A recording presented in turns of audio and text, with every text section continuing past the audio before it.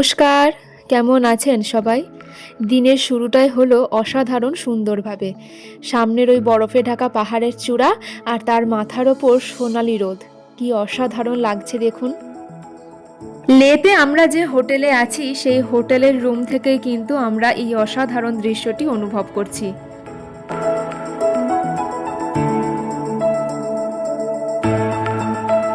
Breakfast সেরে আমরা নিচে চলে এসেছি, আমাদের গাড়িও প্রায় চলে এসেছে। আমরা এখন বেরোবো লের সাইট সিন করতে। সকালবেলা যে মিষ্টি রোদ ছিল সেই রোদটা এখন আর নেই, এখন বেশ তাপ আছে রোদের। এই যে আমরা বেরিয়ে পড়েছি লের সাইট সিন করতে। আর ওই যে দূরে দেখছেন পাহাড়ের চূড়াটা একদম বরফে ঢাকা, কি অসাধারণ সুন্দর লাগছে বলুন। আর আকাশটা একবার দেখুন, সাদা তুলোর মতো মেঘগুলো ভেসে বেড়াচ্ছে, যেন মনে হচ্ছে হাত বাড়ালেই এক্ষুনি ধরতে পারবো। আজকে আমাদের প্রথম সাইট সিন হচ্ছে সিন্ধু ঘাট। চলুন সামনে গিয়ে এই সিন্ধু ঘাটের সৌন্দর্য উপভোগ করব। এইখান থেকেই কিন্তু এর সৌন্দর্য বেশ উপভোগ করতে পারছি, বেশ মায়াবী হতে চলেছে।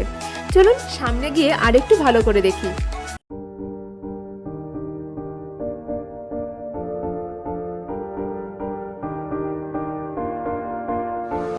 এই শহরের অত্যন্ত শান্ত এবং ঐতিহাসিক একটি স্থান হলো এই সিন্ধু ঘাট।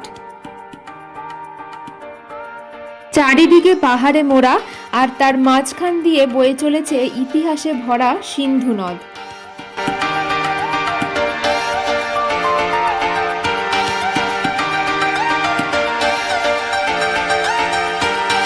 ঘাটের সামনের এই সিঁড়িতে দাঁড়িয়ে এই মুহূর্তে আমার একটা কথাই মনে হচ্ছে, আমার সামনে দিয়ে বয়ে চলেছে হাজার হাজার বছরের ইতিহাস।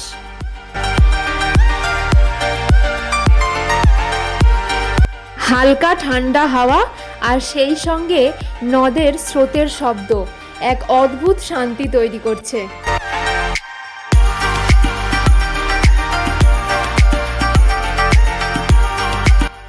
সকাল বা বিকেলের সময় এই জায়গাটা যেন আরো সুন্দর হয়ে ওঠে।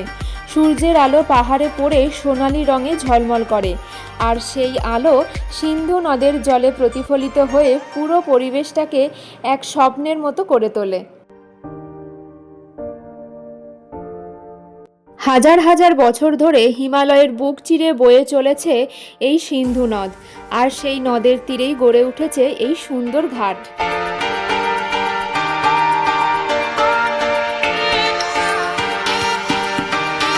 শুধু প্রাকৃতিক সৌন্দর্য নয়, এই জায়গার সঙ্গে জড়িয়ে আছে ভারতীয় সভ্যতার ইতিহাস।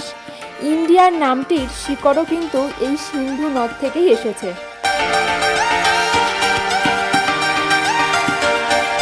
শুধু সিন্ধুর আওয়াজটা শুনুন।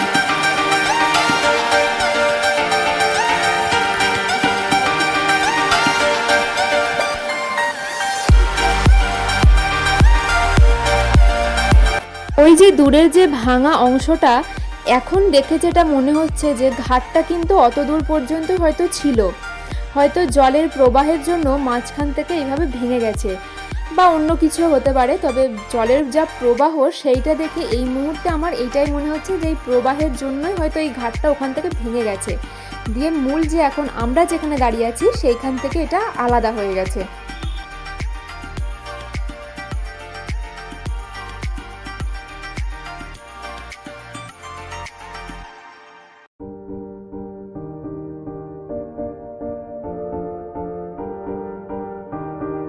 সিন্ধু ঘাটের অসাধারণ সৌন্দর্য উপভোগ করে আমরা এখন বেরিয়ে পড়েছি আমাদের পরবর্তী গন্তব্যের দিকে।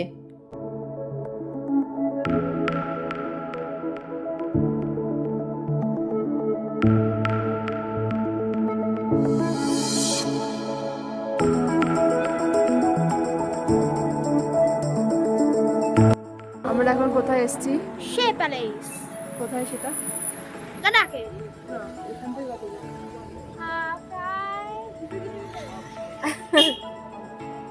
রাজগুলো একটা বোকা ক্লিয়ার। লে শহর ছেড়ে যখন আমাদের গাড়ি ধীরে ধীরে এগিয়ে যাচ্ছে লাদাখের উপত্যকার দিকে, তখন চোখে পড়ল পাহাড়ের কোলে এক প্রাচীন প্রাসাদ, সে প্যালেস।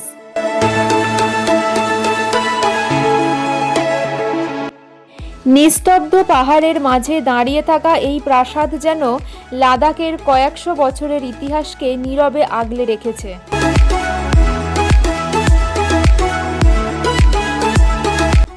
গাড়ি থেকে নামতেই চারপাশের দৃশ্য মনকে এক মুহূর্তে থামিয়ে দেয়।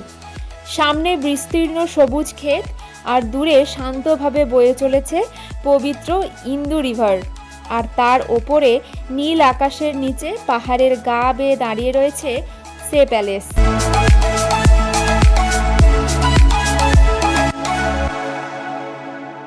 ১৬৫৫ সালে লাদাখের রাজা দেলদান নামগিয়াল তার পিতা সেঙ্গে নামগিয়ালের স্মৃতিতে এই প্রাসাদটি নির্মাণ করেছিলেন।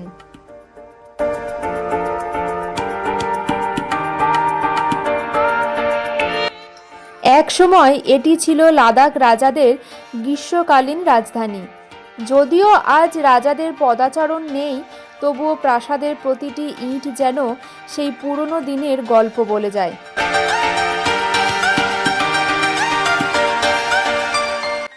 এই সে প্যালেসের একদম পাশেই রয়েছে শান্ত এবং আধ্যাত্মিক পরিবেশে ঘেরা সে মনেস্ট্রি। সে মনেস্ট্রিতে কি আছে সেটা অবশ্যই আপনাদের সাথে শেয়ার করব। সে মনেস্ট্রি একদম এই সে প্যালেসের পাশেই যাব, তবে তার আগে এই সে প্যালেসটি একটু ভালো করে ঘুরে দেখি। তারপর এইখান থেকে যখন চারপাশের উপত্যকাটা দেখছি, সত্যি যেন মনে হচ্ছে লাদাখের প্রকৃতি যেন বিশাল এক ছবির মতো চোখের সামনে খুলে যাচ্ছে। বাদামি পাহাড়, সবুজ জমি আর দূরে বয়ে চলেছে সিন্ধু নদ।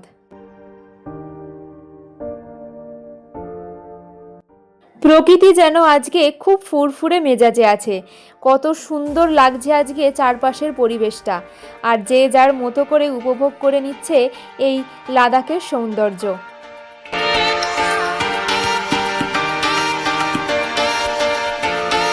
১৬৫৫ খ্রিস্টাব্দে এই প্রাসাদটি ছিল লাদাখের রাজপরিবারের প্রধান বাসস্থান।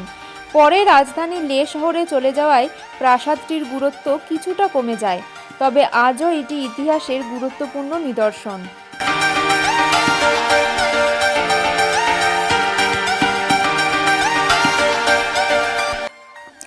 এখানে এসে একটাই কথা মনে হচ্ছে, যেন ইতিহাসের মাঝে দাঁড়িয়ে আছি।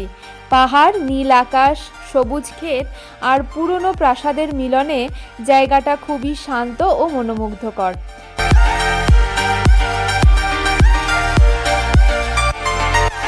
সূর্যদেব যখন অস্ত যান, তখন এইখানে চারপাশের পরিবেশটা যে ঠিক কতটা মায়াবী হয় সেইটা কল্পনাতেই কিছুটা অনুভব করতে পারছি।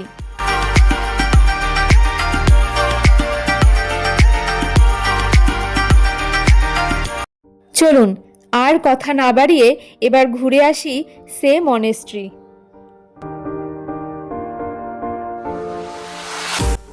সে প্যালেসের ঠিক সামনেই রয়েছে সে মনেস্ট্রি।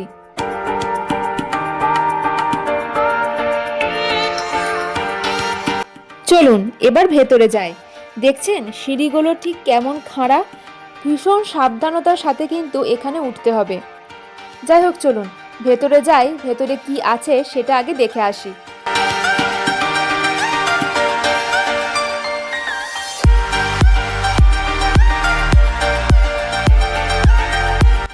সুন্দর প্রাকৃতিক দৃশ্যের মাঝেই পাহাড়ের ঢালে দাঁড়িয়ে আছে শতাব্দী প্রাচীন সে মনেস্ট্রি। মনেস্ট্রির ভেতরে প্রবেশ করতেই দেখা যায় বিশাল বুদ্ধ মূর্তি।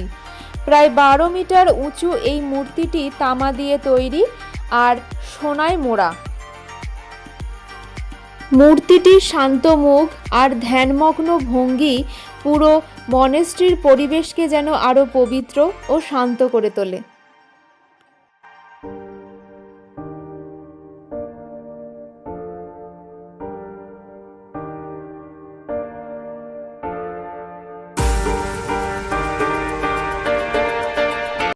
এক শান্ত নিরিবিলি পরিবেশ থেকে বেরিয়ে আবার আমাদের গাড়ি এগিয়ে চলল তার পরবর্তী গন্তব্যের দিকে।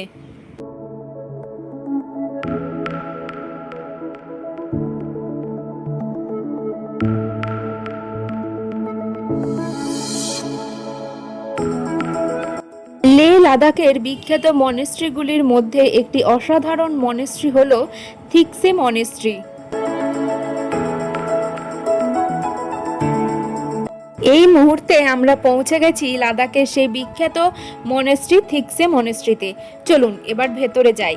তবে ভেতরে যাওয়ার আগে টিকিট কেটে তারপরে প্রবেশ করতে হবে। আমাদের টিকিট কাটা হয়ে গেছে, চলুন এবার ভেতরে যাই।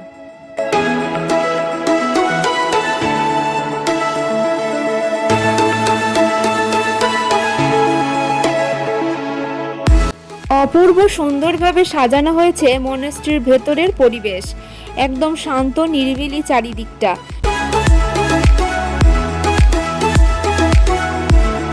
এই শহর থেকে প্রায় 19 কিলোমিটার দূরে ইন্দুস নদীর পাশের পাহাড়ের ঢালে দাঁড়িয়ে আছে এই সুন্দর মনেস্ট্রিটি।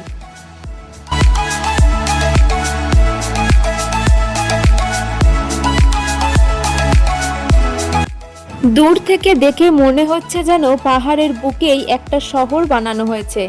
কি ঠিক বলছি না?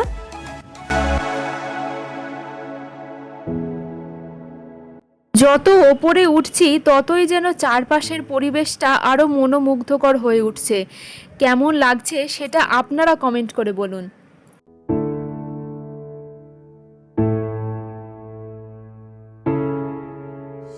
ধাপে ধাপে সাজানো এই ঘরগুলো যেন পাহাড়ের বুক বেয়ে আকাশ ছুঁতে চাইছে। এই দৃশ্য এতটাই সুন্দর লাগছে যে ক্যামেরা নামাতেই আর ইচ্ছে করছে না।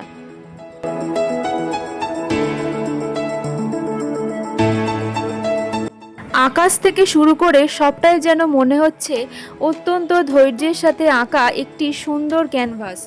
আচ্ছা, আমি চোখের সামনে দেখছি বলে হয়তো আমার এটা মনে হচ্ছে। আপনারা বলুন তো, আপনারা তো ভিডিওতে দেখছেন, আপনাদেরও কি ঠিক সেই অনুভূতিটাই হচ্ছে?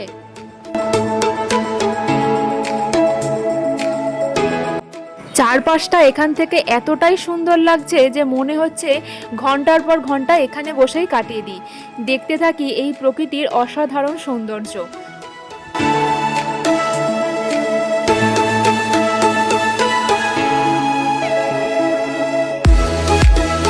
সেটা করলে তো হবে না, চলুন আগে ভেতরে মনেস্ট্রির ভেতরে যাই, দেখি মনেস্ট্রির ভেতরে ঠিক কি কি অপেক্ষা করছে আমাদের জন্য।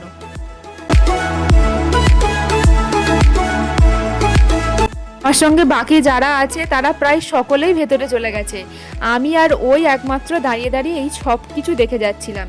আসলে এর মধ্যে আমারও একটু শরীরটা খারাপ করছিল, সেই জন্য একটু ওয়েট করছিলাম। যাই হোক, চলুন এবার ভেতরে যাব।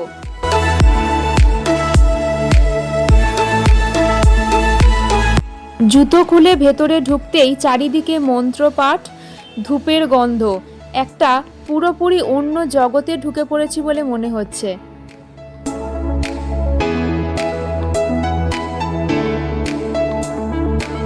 থিকসে মনেস্ট্রির অসাধারণ সৌন্দর্য উপভোগ করে আমাদের গাড়ি আবার ছুটে চলেছে তার পরবর্তী গন্তব্যের দিকে।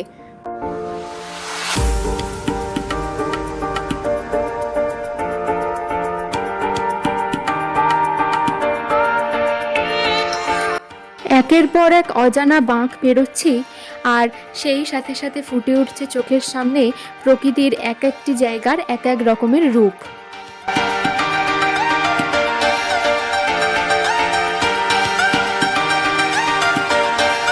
কখনো সবুজে মোড়া, আবার কখনো ধূসর। তবে এই সবুজই বলুন আর ধূসর যাই বলুন, এদের সৌন্দর্য যে ঠিক কী রকম সেটা ভাষায় প্রকাশ করা একদম অসম্ভব।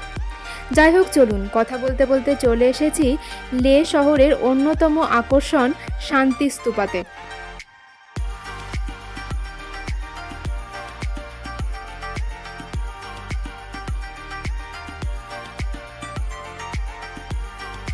পাহাড়ের চূড়ায় সাদা রঙের এই বৌদ্ধ স্তূপটি যেন নীল আকাশের বুকে শান্তির এক অপূর্ব প্রতীক। আমাদের বাহনদেবকে আজকে যিনি আমাদের বাহনদেবকে বয়ে নিয়ে বেড়াচ্ছেন, তো তার কাছ থেকে এই শান্তি স্তূপের কিছু বর্ণনা শুনেছি। তো তার মুখে সমস্তটা শুনে আমার একটা জিনিস বুঝতে পেরেছি যে সকালের প্রথম সূর্য যখন এই শান্তি স্তূপের গায়ে এসে পড়ে, তখন পুরো পরিবেশ যেন এক স্বর্গের সৌন্দর্যে ভরে ওঠে। এখান থেকে পুরো লে শহরটিকে কিন্তু দেখা যায়, দূরের পর্বত আর অনন্ত নীল আকাশ। চারিদিকে এমন এক শান্ত নীরবতা এখানে বিরাজ করছে যা মনকে মুহূর্তেই শান্ত করে দেয়।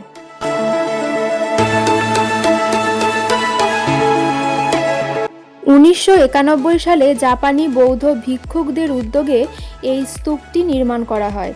এর মূল উদ্দেশ্য ছিল বিশ্বে শান্তির বার্তা ছড়িয়ে দেওয়া এবং বিভিন্ন সংস্কৃতির মানুষের মধ্যে সৌহার্দ্য গড়ে তোলা।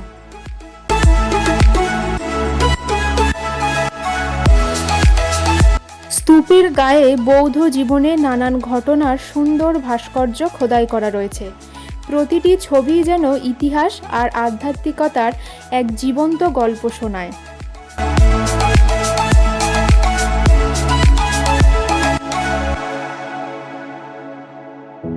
অনেক ভ্রমণ প্রেমীরাই বলে থাকেন যে লেতে সূর্যাস্ত দেখার সেরা জায়গাগুলির মধ্যে অন্যতম হলো এই শান্তিস্তূপ।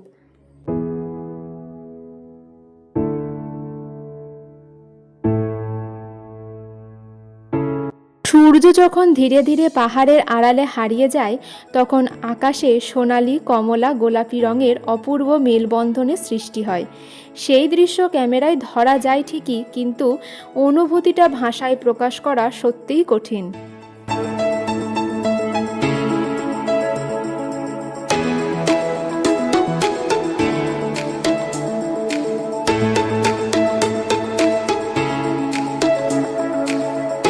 চলুন আমার সাথে সাথে আপনারাও উপভোগ করুন এই শান্তিস্তূপের সৌন্দর্য।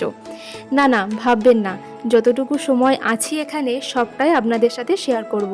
হ্যাঁ, তবে সূর্যাস্ত দেখার মতো সময় আমাদের হাতে নেই, কারণ আমাদেরকে ফিরতে হবে। দিনের আলো থাকতে থাকতেই আমরা ফিরে যাওয়ার চেষ্টা করব। যাই হোক, চলুন ভিডিওটাও তাহলে আজকে এখানেই শেষ করব। ভিডিওটা কেমন লাগলো সেটা অবশ্যই কিন্তু কমেন্ট করে জানাবেন। আজকে সারাদিন যা যা করেছি প্রায় সবটাই আপনাদের সাথে শেয়ার করার চেষ্টা করেছি। কেমন লাগলো অবশ্যই কমেন্টে জানাবেন। যারা ফেসবুক থেকে দেখছেন তারা প্লিজ পেজটি একটু ফলো করে দেবেন, আর যারা ইউটিউব থেকে দেখছেন তারা চ্যানেলটি সাবস্ক্রাইব করে দেবেন। আর হ্যাঁ, লাইক, কমেন্ট, শেয়ার করতে কিন্তু একদম ভুলবেন না। চলুন দেখা হবে আবার সামনের ভিডিওতে। সবাই ভালো থাকবেন, সুস্থ থাকবেন।